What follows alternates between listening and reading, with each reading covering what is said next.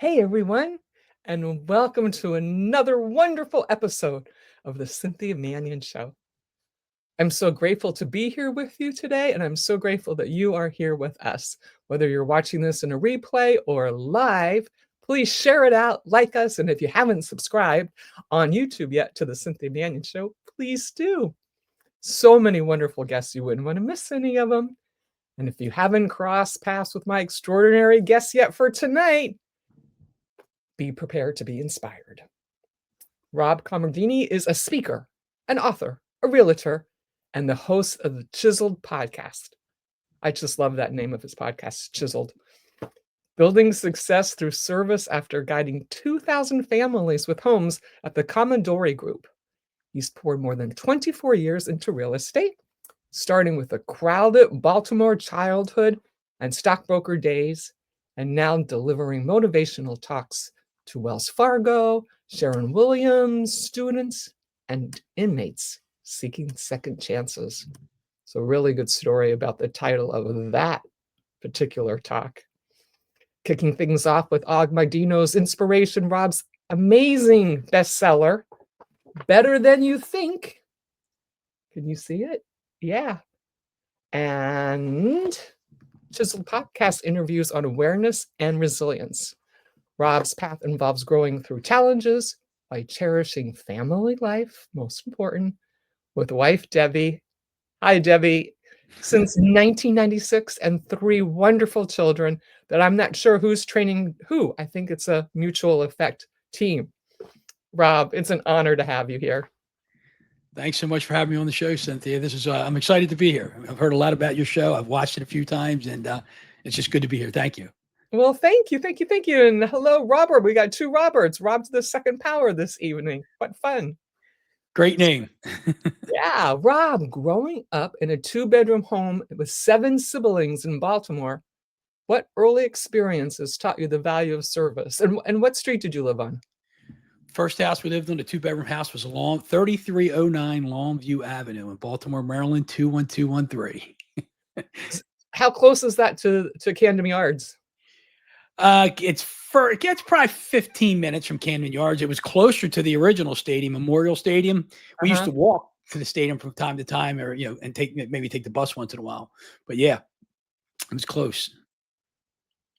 So your early experiences that taught you value of service growing up in Baltimore. Yeah, it was service and hard work. I'd say, like, my dad, being one of 7 kids, my dad worked 3 jobs. He had to work 3 jobs to make ends meet. My mom was a stay-at-home mom because she had to shepherd or herd 7 kids all the time.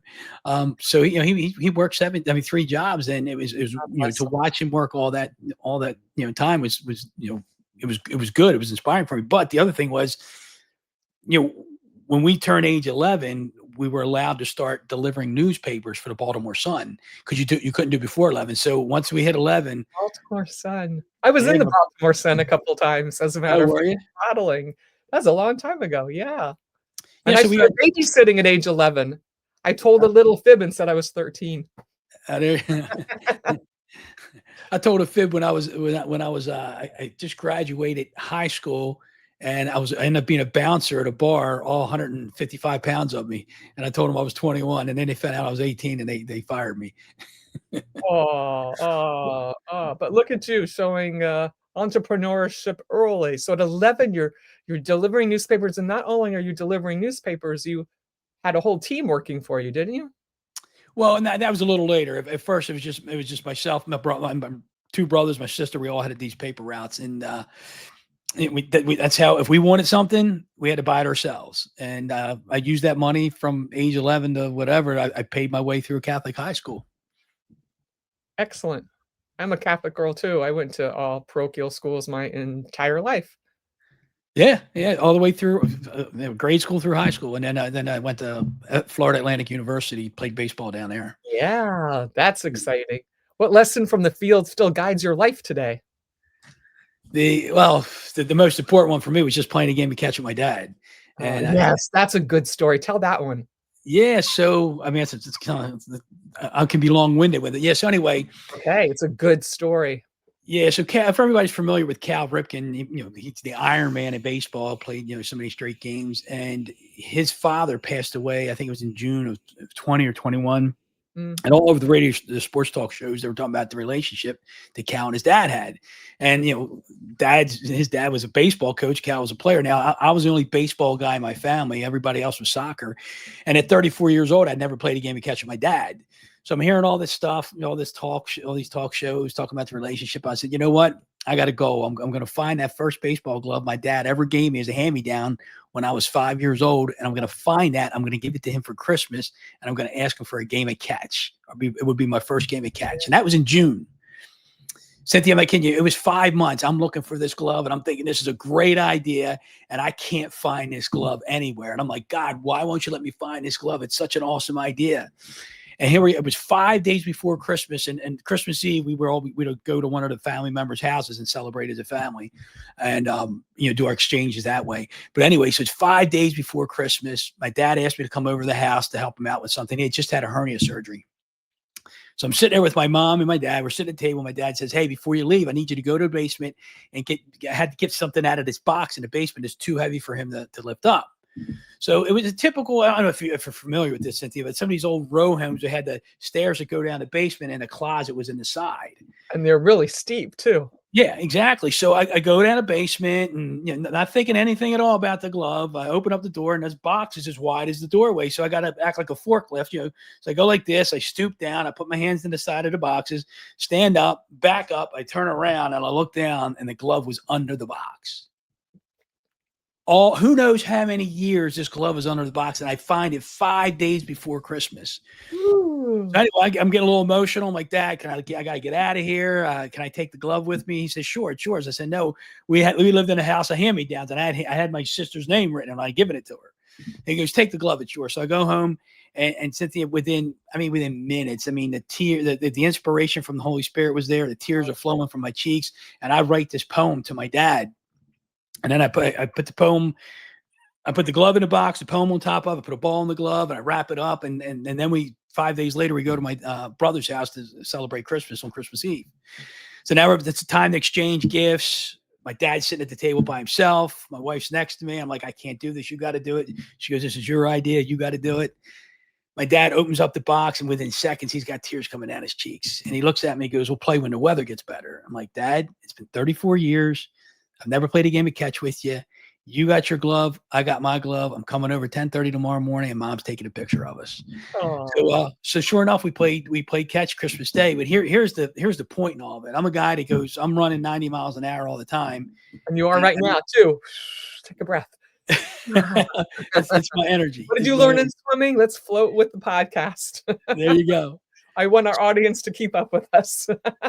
So anyway, I'm a guy that's going 90 miles an hour all the time, and I'm not going anywhere. What's that? I said, yes, you are. And I'm not going anywhere. So I got because my other foot's on the brake, and I'm not getting anywhere. I'm spinning my wheels. And so I share this poem and this story with this guy by the name of Brian Buffini. He was, he's a real estate, he heads and owns a real estate coaching company, and share the story with him. And then we got to talking, and I never heard my dad say the words, I love you or I accept you. 34 years old, never heard that. Never played a game of catch. So here's the metaphor. When I'm playing a game of catch with my dad, I'm throwing him the ball. And what's he doing? He's catching it, yeah, but metaphorically, he's accepting it. And he's saying, I accept you, son. And then when he throws the ball back to me, metaphorically, he's saying, I love you, son. And when I put that together with the help of this gentleman by the name of Brian Buffini, when I put that together, I was able to take the one foot that was on the brake, take that off, and that just move forward at a slower pace, as Cynthia would ask me to do, at a slower pace, and live the life I'm supposed to live. Because the idea of, hi, Charla. Hey, Charla. The whole idea is like, what's holding you back? What's holding you back from being who you're supposed to be? What's holding you back from achieving what you want to achieve? And if it was just the fact that I didn't know I was loved or accepted, or I didn't feel I was loved or accepted, and now I know that, now I'm free to move forward. And that's the lesson from playing catch with my dad. And so while we say hello to Charlotte and pull up the book, on page 19 is your poem. So maybe you can pull it up if you don't have it memorized and you could read it to our audience. I certainly can. I got it right here. Give me a second. Meanwhile, Rob and I met in person September 3 of this year, 2025, when we were on the cover of the Network Effect book, which we all wrote chapters in, and Charlotte Frost wrote a chapter in it too. And Eric is going to put it up in case you haven't picked up your copy yet, ladies and gentlemen, on Amazon. Here is the Network Effect. This was put on with Ken Walls and Glenn Morshower, and all of us, there's people in the back too that wrote chapters, all went down to Dallas, Texas on September 3rd, 2025. And we all got interviewed and did a little talk, and there was this really grand opening of the book, and everyone go get it. And meanwhile, guess what September 3rd was? It was Rob's birthday. Yes, it was. So everyone got together. We got a cake. Jill Walls was fabulous and had it all prepared. And we were all singing happy birthday. Look at this. There you are, Rob, with your birthday cake. You're pulling out all the stops. Yeah, because it was so fun. And I think there's another one with people there. Is there another picture there? There is Patricia, another fabulous. She wrote a chapter in the book. And she is just back from Europe, where she was doing amazing things, and her documentary is coming out soon. And she got to, that's the stage behind where we all talked. And she got to spend a few minutes with Rob, and Rob was busy signing his books. So this is his other book. And in mine, he wrote Cynthia, to living a life of joy and fulfillment. Look at that. There you go. I just love all my books better when they're autographed by the author in person. So, fun fact there, yeah. Yeah. You want me to read this poem? Yes, please. Yeah, That's the next thing. I was giving you time to find it and just. No, thank you. And just, I'll just add, like, I didn't edit this at all. It's just the way it came. It flowed. And by the grace of God, right? Through love. Yeah. So I titled the poem "Some Catch." Yeah, you're good with your titles. I like some of your titles that you use, especially the one that, well, we'll get back to that. Go ahead. Some Catch. Hey, yes, Dad. You are. Okay. Hey, Dad. Hey, Dad, it's Christmas time again, and families all around the world are getting ready to share their Christmas joys. As usual, moms and dads get a list together from their little girls and boys. Some lists include such things as cars and trucks, while others include things like Barbie dolls and makeup. Boys will ask for video games and sports things, while girls may ask for dresses, clothes, and angels with little wings. You've been a dad now for 36 plus years and worked for 45 years as well. You've had the opportunity to raise 7 children, which is priceless, but I'm sure it caused all kinds of hell. I could not imagine how hard it must have been with all that weight upon your shoulders, but now I think I'm beginning to understand now that I'm much older.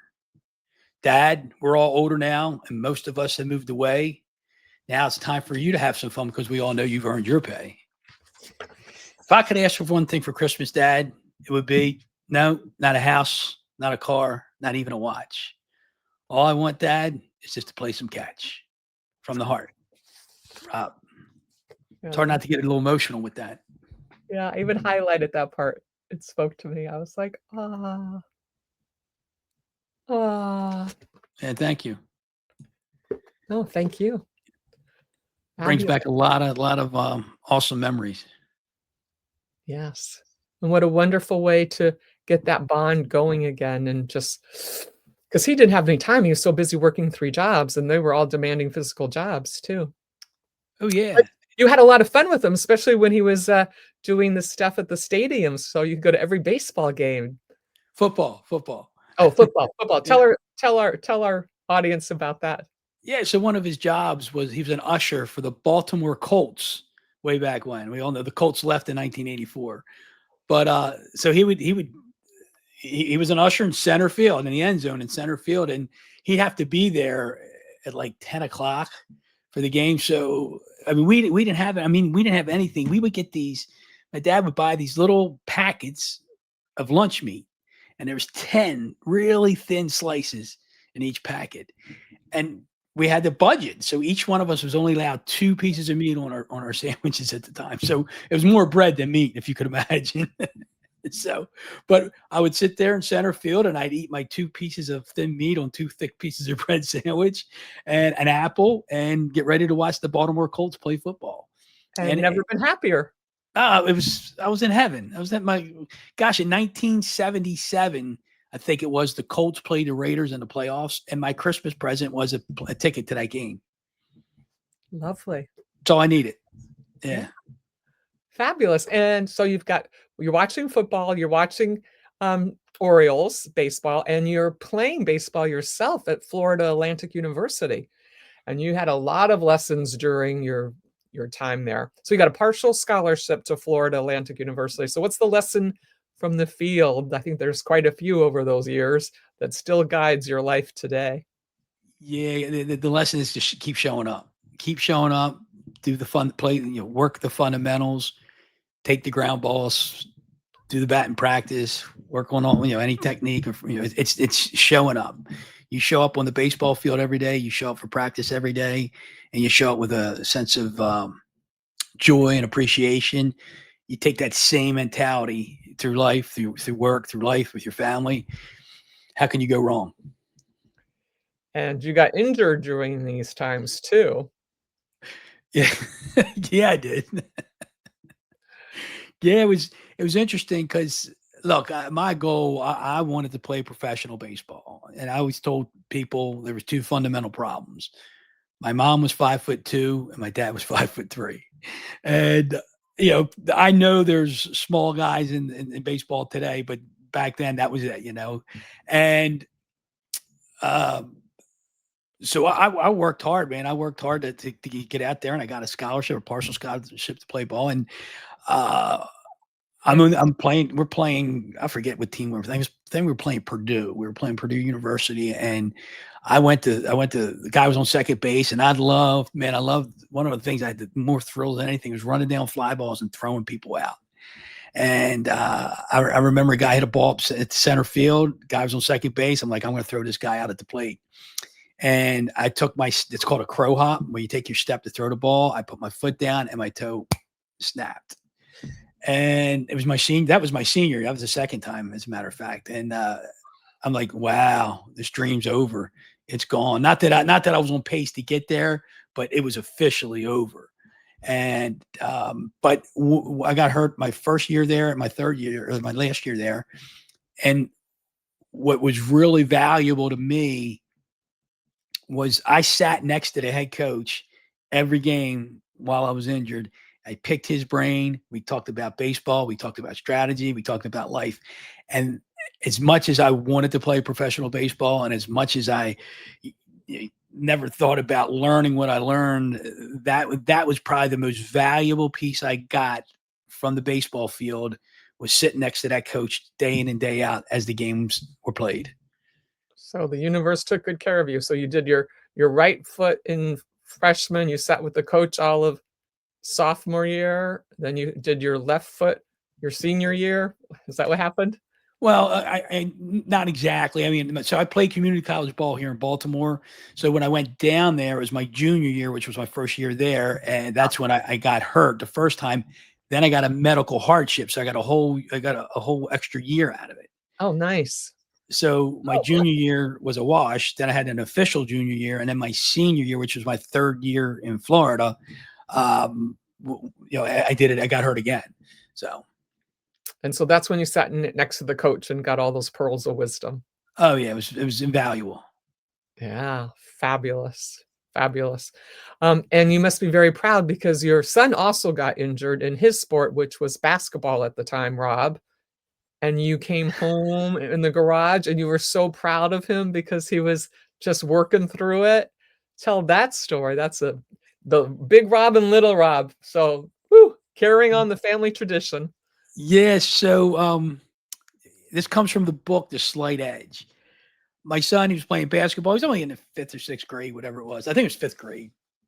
He's playing basketball. It wasn't a great player by any stretch of the imagination, but he's playing basketball, and he tears or breaks his growth plate in his foot.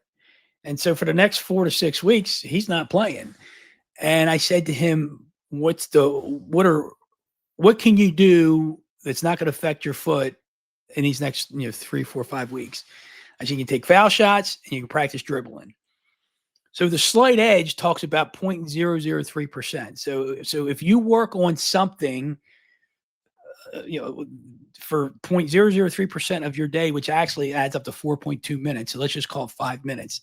If you work on a skill 5 minutes a day, every day for 365 days, you will be over 100% better on day 365 than you were on day one. So I said to him, I said, Robbie, I want you to dribble the basketball for 5 minutes a day, just 5 minutes a day. So I come home from work one day, the garage door goes up, and I just see this ball going back and forth, and his hands going like this, right? And the garage door's raising, and he's got a tie. He blindfolded himself with a tie, and he's just dribbling back and forth, behind his back and all that stuff. And I'm like, holy cow! I had tears in my eyes. Like, that's awesome. And then he comes back to playing, and he's the best ball handler on the court. Because he practiced for 5 minutes a day. You're in that audience. What are you wanting to do 5 minutes a day? Hi, Kevin. Kevin always spends 5 minutes a day sending me a text or a happy Friday, as a matter of fact. Thank you, Kevin. I appreciate your support so much. It's just so wonderful that you had that relationship with your dad and read us that beautiful poem, and then your son gifted you with listening and making himself better so that he was able to play and be a star player that year. Yeah, I mean, he did well. He did well, but he was the point guard, and he earned that. He earned that. So let's go back to discovering Mandiano's the greatest salesman in the world, right?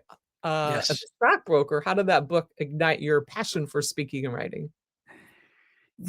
So I was a stockbroker. I was a penny stockbroker, if you will. Hey, and I said everything. We're bouncing around his life, but that's okay. Yeah. So I graduated after baseball, graduated from college, and I get my Series 7. So I'm a stockbroker. And remember, we came from nothing, and I'm like, I want to make money, and I want to take care of my parents, and I want to live well because I never had anything. And so I get my license, and I'm in Boca Raton, Florida for school. So I could take this job in North Palm Beach. And oh, by the way, I had a 1978 LTD2 that you bought, vinyl seats, hand crank windows, and an 8-track player. Nice. and what were you listening to? What were you listening to? AC/DC. It was the only 8-track I had. And who else? That was the only one I had. AC/DC. Oh, in the car. Okay. Yeah. Okay, there he was, Mr. Hotshot. But we're in South Florida. So I'm sweating, right? So I would wear shorts. Dan Ottmeyer, another one of our. Hey, Dan, how you doing, bud? I was driving 40 minutes each way, so I'd wear shorts to work and take my suit and shirt and tie and all that with me, and I'd be the first one there, and I'd be the last one to leave. And I came in one morning, and this gentleman by the name of Valentino Fernandez, and I will never forget him. He sat in the cubicle right next to me. He was off the boat from Cuba a year earlier, reading this book. Yeah, he had read the book. And so I come in one morning, I'm the first one there, and he's got this book sitting on his desk. He came in, I said, I've never sold anything before. It's the first job I've ever had selling it. I said, can I take that book home and read it? I took that book home that night, read it in one sitting, and it changed the trajectory of my life. It's the greatest salesman in the world if you're just joining us. The greatest salesman in the world. And Cynthia, I still have that same exact book that I bought in 1990. I have it sitting on my shelf, and I treasure that book. And so I read that one, and he's 10 rules or scrolls to live by. And then his second book was the greatest salesman in the world, part 2. And in that book is what really triggered my thought of wanting to speak and give and all that. And he talks about, he amassed a fortune. He talked about giving it away. Mm-hmm. And his mentor, the guy who worked for him, was like, you're giving it all away. Won't you tell the world how you did this?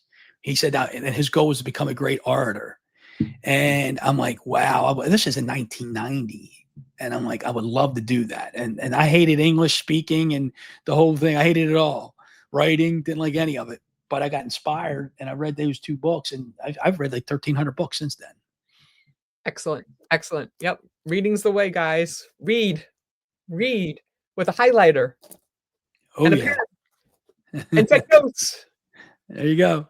And here's the first book you can read. That and The Network Effect, where you can get all these great authors, a chapter from each. Yeah. Are amazing. And you wrote down goals in 1992, but hit them starting in 2001 with your first speech to 650 people. What kept you going during those years? Well, like I said, I was reading every single day because I transitioned into this newspaper business where I had an agency. Then I had 16 people working for me, and this is in 1994. I think that happened, and so we had to go get our papers at a warehouse. So I'd be up at 1:30 every morning to get our newspapers, and I wanted to be the first one there to get off to the area and get them out, because if you didn't get them out at a certain time, you would lose money. So I'd get there early and I would read and I would read and I would read and I'd read. I'd read every single day. And it just became a habit to read. And like I said, I've read 1,300 books, and I'm going to go. I lost my train of thought. What was the original question? We're live. Oh, you wrote down your goals in 1992, and then you actually started them in 2001 when you gave your first speech Right. 650 people. So from that, I'm like, okay, I want to speak. I want to write a book one day. I sit down with this guy he's a coach, a life coach. He goes, "What do you want to do?" I said, "I want to speak." And he goes, "A lot of people say that, but they don't really mean it." And I'm like, "I'm telling you, I want to speak." And what happens I'm telling you, it was about 3 weeks later, I get a phone call from the principal of my high school. And he says, "Rob, Jerry," who's the guy who I was talking to and said I want to speak, "Jerry was supposed to speak for us, and he double booked, and he's got to go to Kansas City, and he referred you." Woohoo! Nice. And I'm like, "Barry, that's great. I'd love to do it." Him not knowing I've never spoken in front of people before. So say yes. You just say yes, ladies and gentlemen. Right. Just say yes and jump in. Yes, I said, "Barry, I'd love to do it." I said, "Just tell me a little bit about this thing." I said, "How many people are going to be there?" He goes, 650 people. I'm like, not a problem. Excellent. This is great. So we agreed to do it. And fast forward to the night of the event, I take my wife with me. We got the little camcorder, the video cassette thing you put in there, and you tape everything, your video everything. Yeah. So my wife's in the first row, but before that happened, we have dinner with the faculty and the staff. And we're sitting in the conference room eating dinner, and the president of the school says, "Hey, Rob, do you want to go over to the auditorium and check out the lighting system, the sound system, the stage?" And I'm like, "Let's do that." We go over there, me, my wife, and the president, and we're walking around. And he looks at me and he says, "So, Rob, is this potentially the largest crowd you've ever spoken in front of?" I looked at my wife, I looked at him, and I said, "Barry," I said, "this is the only crowd I've ever spoken in front of." And very brave of you. Excellent. And his eyes popped out of his head, right? I got a heart attack. Yeah, I said, "Barry, don't you worry about it." I said, "I've been reading this stuff and studying stuff for 10 years at that point." I said, "We got this." And so I did an 11-minute speech from the Prayer Jabez. I got the book over there somewhere. And there's just regarding the Prayer Jabez. Anyway, typically keynote speeches are 30, 45 minutes. I did an 11-minute speech that first night. What happened, Cynthia, was my wife videoed that, and I mailed it. I mailed it to my mentor in the real estate coaching business. His name's Brian Buffini. I mailed it to him. I said, "Please play this and give me any constructive criticism you can. I want to grow. I want to learn. What can I do better?" Mm-hmm. So I meet him in person months later. He's doing an event. I go talk to him. I said, "Did you get my video?" He goes, "Yeah." I said, "Do you have any feedback?" He said 2 words. He said, "Join Toastmasters." I wrote a Toastmasters pin for you today. Right. Now I can take that one of 2 ways. One, Just I a got real a shot. story.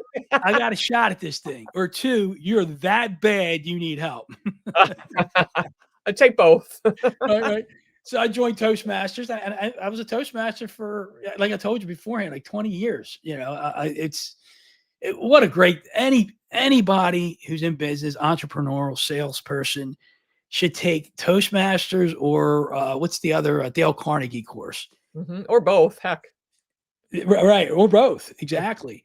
And I was so hungry to do it, but I was so intimidated. I was scared, nervous.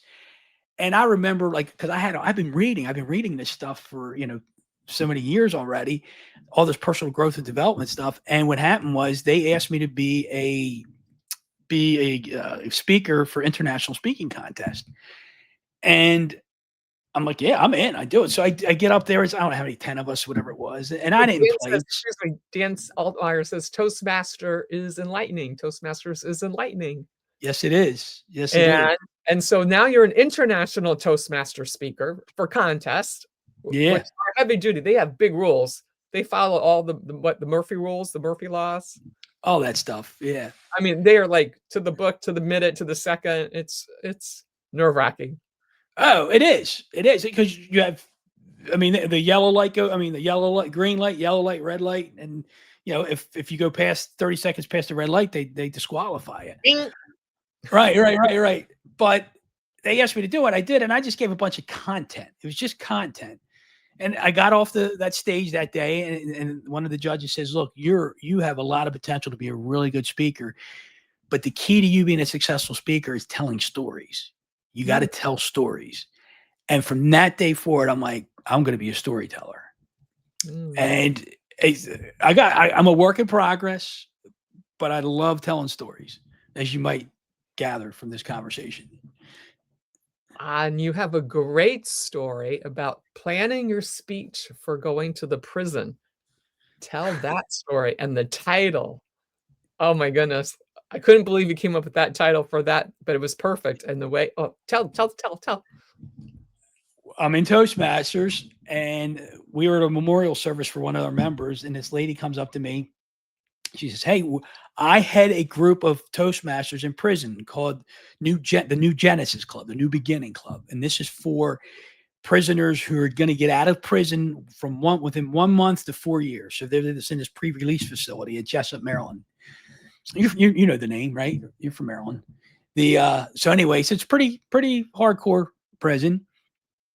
And they were having it. Tell them about the barbed wire and stuff when you're going. I'm getting there. Okay, good. So she asked me to they were having a evaluation contest. So you need one speaker and 10 guys were going to evaluate the speaker. She goes, can you be our speaker that the guys are going to evaluate? I'm like, hell yeah, I'm in. Right. And I didn't think twice about it. Now, it was like, 5 minutes after I said yes, I'm like, what the hell am I doing? I'm going in prison to give a speech. And I start getting nervous. I'm like, this is crazy. I've never been in prison before, not as a guest, not as an inmate. Right? Glad to hear it. Right. And so I thought about, okay, I got to give a 7.5 minute maximum speech, 7.5 minutes. And I don't want to just give a speech and get evaluated. I want to give these guys a message of hope. I'm at another Toastmasters meeting one night. I got a napkin in front of me and I got a pen in my hand. And I wasn't paying attention to what was going on. All I was thinking is, what can I talk about? And I kid you not, as the pen is sitting in my hand, I just wrote the word jailbreak on a napkin. Can you imagine, ladies and gentlemen, going into a prison and naming your speech? Just think about it. I'm going to if I can backtrack a little bit. It's crazy. It's crazy. It's ballsy. What's that? It's ballsy. Yeah, it is. And at that time, like I said, I was 5'8", 170 pounds. I don't know. Anyway, in 2003, I met this guy, and we just had a conversation. He said to me, Rob, you will go to the next level in your life and the next level in your business when you start trusting that voice inside of you. Now, you might ask the question, what's the voice? To me, it's God, the Holy Spirit, right? So that was in 2003. So now, like, this Toastmasters thing comes up, and I write, and when you get this inspiration from somewhere and you believe it's a great idea, I believe it's coming from God. But how often do we get a great idea and we're inspired and we're like, no way, I can't do that. There's no way. There's no way. That's crazy, right? So I write the word jailbreak down and I'm fired up. I'm like, this is awesome. I'm going into prison and I'm titling the speech jailbreak. I'm going to inspire these guys. And then within minutes after doing that, I'm like, I can't go into prison and title a speech jailbreak. I can't do that. I'll say the word jailbreak and the guards are going to be cocking their guns, right? Ooh. But I remember what that guy said to me. You'll go to the next level in your business and your life when you start trusting that voice inside of you. And Cynthia, in that moment, I'm like, jailbreak it is. Jailbreak it is. So it was a Saturday morning in December and it was cold. And I pull up to the prison and it's, 20-foot of fence, razor wire at the top, the middle, and the bottom. And it's intimidating. And you're walking through all these fences and your guards are checking you. And I walk into this room and it's 20 inmates in a room. And I'm like, it's game time. It's game time. And the president of the club is an inmate and he has to introduce me. And the way they introduce you in Toastmasters is, the speaker tonight is so-and-so and the title of the speech is so-and-so. And they say it twice. So right before I do, this is the first time I did this and I do it every time now. Before any speech, I just say a little prayer. And like, God, let the words come out the way they need to be spoken and let them be heard the way they need to be heard. And if this doesn't work out, it is your fault, not mine. Ah. Right. So it's our little, it's like me and God's, it's our little thing, you were like, you had your eyes closed there. You're like, I'd be praying, baby. I'd be praying for you. You're in prison with the prison. Oh, well, yeah. You're breaking out of prison and you're going to present this to 20 guys. Yeah, absolutely.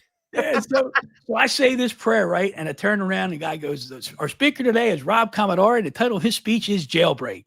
Rob Commodari, Jailbreak. And I'm like, holy smokes, here we go.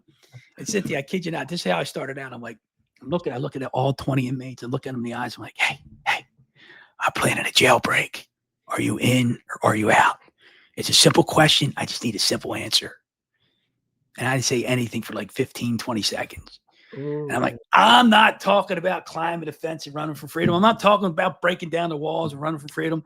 I'm talking about breaking down the walls that you and I and everybody in this room has inside of their own head, the walls of fear, hate, jealousy, anger. We're going to break those walls down. I'm going to ask you one more time. Are you in or are you out? And man, 20 guys jump up the old Arsenio Hall thing. I'm like, we got them, God. We got them. So anyway, it was awesome. I did a whole bunch of Shawshank Redemption analogies. And at the end of the speech, I asked 20 guys, 20 so-called thugs, because you have that stereotype, right? Close your eyes and stay with me for a minute. Just stay with me for this last minute. And I said, think about it. You go to bed tonight knowing tomorrow's you're getting out. And this is your last night. You go into that cell, the door shuts, boom. I'm never going to hear that noise again. You get up next morning, the guard's walking you down the hallway. You hear click, clack, click, clack. The echo of the guard's shoes. And you're saying, I'm never going to hear that noise again. Now you're approaching the exit of the prison. You're 40, 50, 40, 30, 20, 10 feet from the exit of the prison. And as you take that final step, you look up and you got to ask yourself one final question, guys. Am I going to get busy living? Or am I going to get busy dying? And I shut up. I shut up for, 10 seconds. And these guys looking around and they jumped up and started, hooting and hollering. It was awesome. Gets a little better. If I can finish up here with this, can I keep going? Time. Yes, please. It's a good one. So now it's time to do the evaluation. So 10 guys go into this other room to get their notes together. And I'm in the room with the other 10 guys.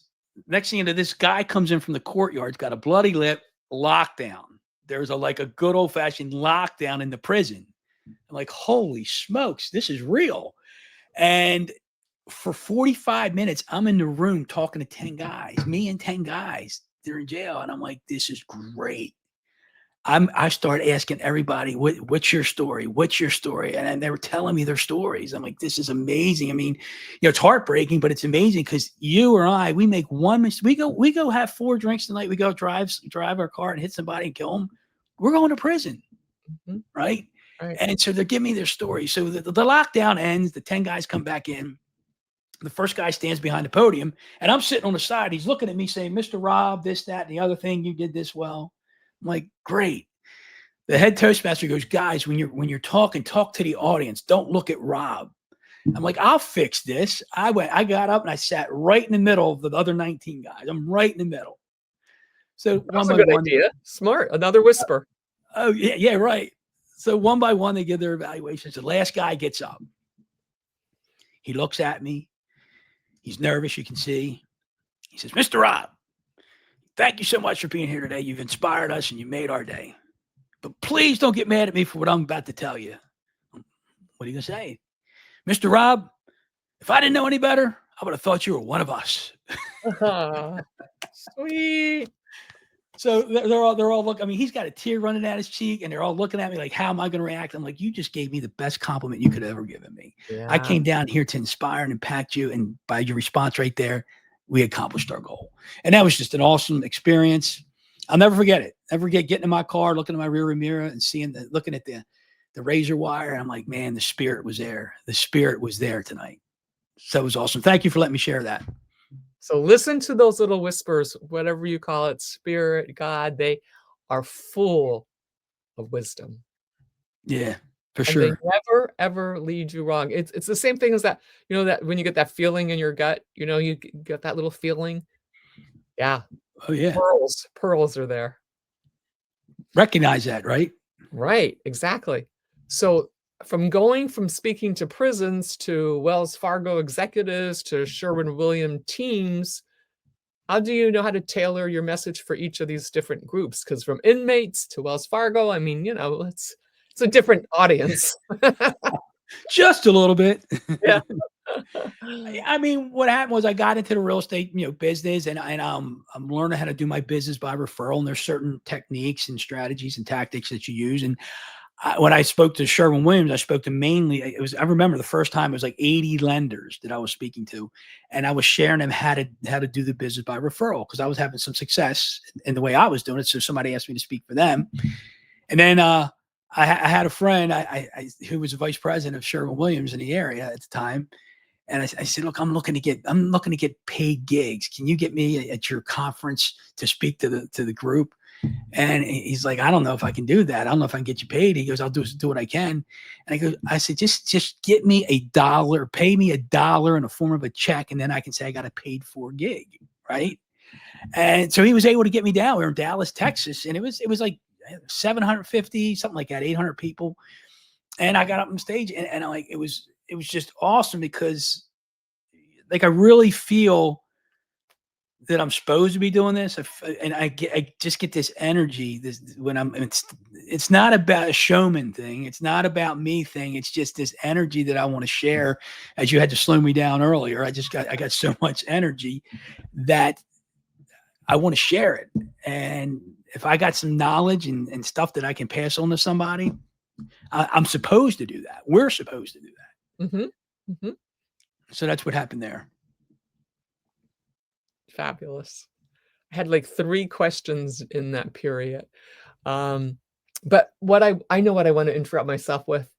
So, ladies and gentlemen, Rob has an amazing work ethic. So in your real estate business, so you get up, tell them what you do. Tell them how you developed I know you go on and off of, but tell them how you structure your morning and how many notes you've set out and that little piece, because I think that was something people need to hear. It doesn't just happen, ladies and gentlemen. You have to work, and you have to work hard.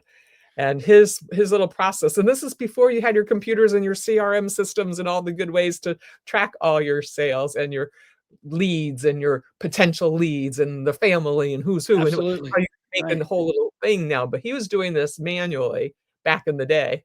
Yeah. So I've been in real estate I'm in my 25th year now. And as I mentioned earlier, I get coached. And one of the things we were coached to do is it's very simple. It's easy to do, easier not to do. It's make calls, write notes, and stop by and see people. Make calls, right. Simple, write right, notes, ladies and gentlemen? And stop by and see people. That's it, right? So it's a 3-legged stool. But if you want to get back to the whole work ethic thing, I mean, I get up every morning. My whole routine is get up, First thing I do is read scripture. Then I read the meaning of what I read. And then I have a gratitude journal. I have a regular journal, I'm writing them. Then I contemplate or meditate for 15 to 20 minutes. Right. That's that first routine there, the spiritual part of it. Come over, sit in front of my laptop, and I write 8 notes. I write 8 notes every morning. Some mornings, I might write 20. I might write 12 today and 4 tomorrow, but there's 40 notes a week. I write those notes. I look at my calendar, plan the day, head down to the basement, work out, get my breakfast, and I'm out the door. And then today I go out the door. I actually go to mass 3 to 4 times a week during the week, Monday through Friday. I go to church. I go to 7:30 mass, 7:30, 8 o'clock, go to mass. And then my day's one. My day's one right there. It's one. And then the rest is just doing other appointments, making calls, so on and so forth. But that's the way we do it. And you have a philosophy. We're here to love, care, and serve. And this drives your real estate team. So how do you instill that in agents? Are they doing your morning routine as well, or pieces of it? I doubt it. I don't know for sure, but I doubt it. I have right now. My team consists of 4 of us: me, 1 agent, and two admin. Candidly, they don't. I'm sure they don't, and that's okay. But it's to love, care, and serve. And that's our mission statement. We're going to love you up. We're going to care for you at the highest level and serve you to the nth degree to put you in the best position to buy or sell a house. To love, care, and serve. And that's a business mission, but it's a life philosophy. Think about that. Mm-hmm. Love you up, care for you, and serve you. Works for every business, actually, ladies and gentlemen. It will. You emphasize 4 traits for a fulfilled life. Can you share one and how readers develop it? The first is the awareness piece, because I believe people talk about gratitude being the foundation of everything. And I agree with that for the most part. Mm-hmm. But how can I be grateful for something if I'm not aware of what I'm grateful for? So I think it's important to develop awareness as a very foundational piece of our lives, and aware of who you are, aware of why you are who you are, aware of who others are. I have this little equation, you want to become aware of somebody. I'm aware of you. Then I have to understand you, right? Understand why you are who you are. Then I can choose to accept you or not accept you. And if I choose not to accept you, that means I've accepted the fact that I'm not accepting you. Does that make sense? Mm-hmm. Right? Mm-hmm. And then I put that on myself first. I'm going to backtrack. So aware of who I am, understand who I am, accept myself. And then ultimately that allows me to love myself. And then if I flip that on the other person, become aware of you, understand you, accept you, now I love you. And if that exchange is going back and forth where we love each other for who we are and where we are on this journey in life, there is no judgment. You throw judgment out the door, because love and judgment can't exist on the same plane. They can't. If I'm judging you, I don't love you. Right? So if I'm loving you for who you are, there's no judgment. So so the awareness, I have to be aware of it. And you got to work on that. Meditation, prayer. I call it, the Catholic form is called contemplative prayer. And it's about getting quiet. I try to do it 20 minutes a day, and I don't always get there. But 10 to 20 minutes every day, just get quiet. Just get quiet. And get to a point where you hear nothing. That's a powerful place to be. And then when you do that, when you get to that spot, you're allowing whatever God's got planned for you, you're allowing yourself to receive that information. And the fruits or the results don't come right away. They don't.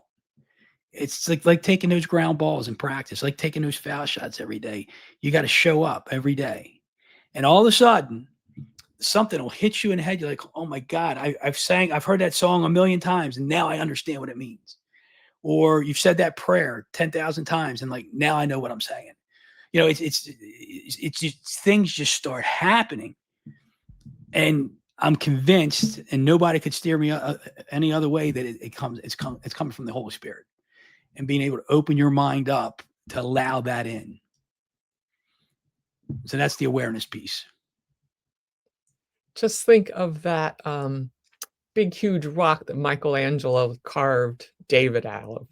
And as you might have heard this story, someone said, "How did you carve David out of actually a piece of marble that everyone else had rejected over the years?" And he said, "I didn't carve David. I just chiseled away what wasn't David." And you picked the most amazing name for your podcast, Chiseled. Hey, Tim. So this podcast, Chiseled, guests like to share resilient stories. What's a common thread in their journeys? The common thread in everybody's journey and everybody's stories is that we're all still a work in progress. Every single one of us is a work in progress. And I had no intentions of doing a podcast. And I had given 2 speeches back in March of 21. And in the middle of each one of those speeches, it was a Zoom call. And I just said the words, I'm a work in progress, everybody. I'm not the end all do all say, I'm just a work in progress. And then that was on a Thursday and Friday. And then on a Saturday morning, I was listening to Matthew Kelly. You might know, he's a Catholic speaker, writer. Mm-hmm. Anyway, he had this thing called the Best Lent Ever, and he had somebody speaking for him. And she's talking, and she goes, "Wait a minute, everybody. Just want you to know, I'm a work in progress." So it's 3 days in a row I said it or heard it. So right after that, I go sit I call it my prayer chair over here. Oh, and nice. I get quiet. I'm meditating, and all of a sudden I start getting this energy starts building up inside of me, and my heart's pumping. I hear, "You're a work in progress. You're a work in progress. You're a work in progress." Then I get this tingling feeling up my legs and my gut, and Cynthia, I see a vision of a half chiseled statue of David. And I open my eyes up and I'm like, "God, if I'm hearing you right, you want me to do a podcast, you want me to call it Chiseled, because we're all work in progress." And my commitment was, you keep bringing me the people, I will do this podcast as long as you keep bringing me people. And here we are 4.5 years later, and it's just awesome. It's just stories of resiliency, of comebacks, of breakthroughs, forgiveness, achievements, but all with the idea that it's God working behind all of it. So hosting Chiseled, it's a bi-weekly on platforms like Spotify and iTunes and YouTube. So you don't choose the guests, they come to you? Or how do you get your guests, and who inspires works in progress? Well, I mean, I had to start asking people, but it's the idea, who can I ask next? Who can I ask next? And these names just start coming to you.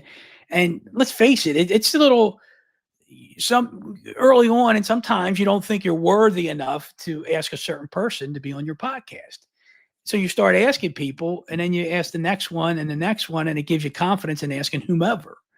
And the idea was just to tell the average person's story. Just tell them their story, tell their story, share it, be a conduit to share people's stories. And of course, to get more traction, it's good to have some bigger names. I think you would agree with that, right? Mm-hmm. So I every now and then I'm like, who could I ask that would be a name, right? And I remember one time I just went on a whim. I had seen this guy speak 2 times. I read his book, and I just went on a social platform and messaged this guy, and I said, "Hey, I've read your books. They've inspired me. I saw you speak. Would you like to be on my podcast?" And it was Bob Bodine. And we had these conversations. Next thing I know, he's like, "Let's do it tomorrow." And I'm like, "Really?" And so sure enough, he did the podcast. So I've had some really cool guests. I mean, and the average person is just as cool as the biggest name person. It's just the messages are what's important. And I think what I've learned from it, as much as I feel that I'm look at Tim. I was asked for. I asked former President Clinton to be on my podcast. I remember feeling that confident in my guests. There you go. Tim, way to go. I haven't asked Trump yet. We can't wait for that. Well, right. It could happen. But the idea is this, Cynthia, is like I thought I was a conduit at first. And I remember I was 2 years ago. I was talking to this guy. I'm in the middle of the podcast. And I'm like, holy smokes. I said, this isn't just about being a conduit. I'm getting chiseled. God's chiseling me as Beautiful. we're chiseling others. And it's just been a great ride, man. It's been an awesome ride. And I'm so excited because I don't know where it's going. I just know people keep showing up. Yeah. So you inspire people to laugh and cry and think for a good life. What's the personal story that does all three for you, Rob? Oh, think, laugh, and cry. Yeah. I'll say because I think that way because Jim Valvano, if you know that name, he coached NC State to national championship against the Houston, I guess it was Houston Cougars, way back when in the NCAAs. And he said he did a speech when he was dying of cancer, and he said, if you think, if you laugh, and if you cry every day, you're going to have a great day. Hmm. You think, you laugh, and you cry every day, you're going to have a great day. I mean, God, like I'm looking at I got a You have storyboard. gratitude. You have to have gratitude. Yeah, gratitude, right? You do. But if you think, laugh, and cry about it every day, and I am grateful for that because I'm looking at, I got right across from my desk here, I got this. This is what I helped when I wrote the book. I got this board and it's got like 50 stories on it, 60 stories on it, from being humbled to, learning about myself, to losing my hearing, losing money, becoming aware. And so there's so many things here. I could, pick one or Learning two how to out. swim. The swimming story, that's a think, laugh, and crier. It is. Yeah, that is. Yeah. I don't know how much time you got here, but it's You that's an awesome. might have to pick up the book for that. His book is Better Than You Think: Developing Awareness for More Fulfilling Life. And also The Network Effect. He wrote a chapter in it. And also, let's see, Balancing Real Estate, Speaking, Podcast, and Family. How do you recharge and stay present, Rob? Coffee. No, anyway. No. It's center myself. I take moments during the day or in the morning and I get quiet. Just get quiet. And one of the affirmations I say frequently now is everything always works out for me. Yes, yes, yes, Yeah. yes. The universe always has my back. Yeah. And more showerism for you. There you go. There you Yeah. go. And then Ken Walls is out there breaking through walls. That's how we met, Rob, and Yes. yeah, and Charlotte Frost and Patricia Geikich, and we have a whole team that we've now become like a little family. Oh yeah. Ken's been huge. I'm so grateful for all the connections he's made with all of us. He's been an integral part of that. Yeah, it was so fun to see everyone in person in Dallas for the book launch. So your goal is to impact everyone you meet with their God-given potential. What's one way listeners can pay that forward? Share your stories, man. Share your stories. Write your book, read the book, do your podcast. Yeah, there you go. There you go. Just be kind. Just hold the door open for the person behind you. Just say Mhm. hello. You never know who just needs a hi or, $1. Yeah, right. Right. So, Get Rob, an A. what's next for you? What's next for Chiseled? What's next for Better Than You Think? New books, other ways that audiences can connect with you? Here is Rob's www.robcommodariauthor.com. You can reach him here and here, talktorob.com. There you go. Yeah, you reach out to me. It's look, I have this chisel project I haven't put into motion yet. I got a course curriculum, if you will, all set up that I want to help people build their story and share their story. And it worked for me. It can work for anybody. And on his book, which you can also get on Audible, there is a workbook someplace that says you can. I missed it, but there's a workbook that you can use with the book. I think Eric's going to pop the book up for us. Yeah, if people email me at rob@robcommodariauthor.com, if you want to email me there, I'll send you a free digital copy of that workbook. That would be good. And then in his podcast, in the Audible, you also say, stop it here, answer this question. And they are thinking questions. Yeah. Like, like, there's a few I'll have to go back to because I was like, why am I avoiding this one? That was Makes intentional. That was makes me intentional. think. Yeah. Yes, Yeah. yes, yes, yes, yes, yes. Any questions from the audiences? I don't see any questions in there. Ladies and gentlemen, thank you so much for being here. As always, please share this out. Please like it. Please subscribe to the Cynthia Manion Show. If you're interested, you can go ahead and email me too and let me know what you'd like to talk about. And it's always a pleasure. You make my Wednesdays magical. But we have a picture of Rob with Ken and Glenn. Let's close with our Ken and Glenn picture. There you Ta-da! go. Yeah, that was so much fun. So go out, meet these people. Go up and say hi. Call them like Tim did and say, hey, come be on my podcast. Because you got to expand your circle of influence. It's relationship capital. And get to know all the people out in the world because it's a wonderful world. Love you so much. You're amazing. Thank you for joining us. See you next time. Mwah. Thank you so much. Thank you. Thank you, Rob. You're fabulous.